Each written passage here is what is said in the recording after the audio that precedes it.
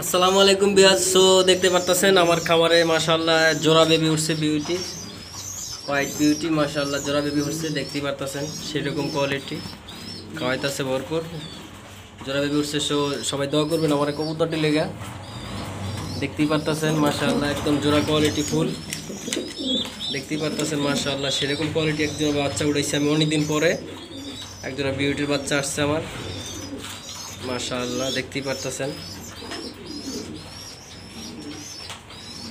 সবাই দোয়া করবেন আমার কবুতরটি লেগা, অনুরোধ রইল। দেখতেই পারতেছেন মাশাআল্লাহ একদম জোড়া বেবি করছে, আপনারা ছেলে বাবু ফুটাইতে পারেন জোড়া বেবি।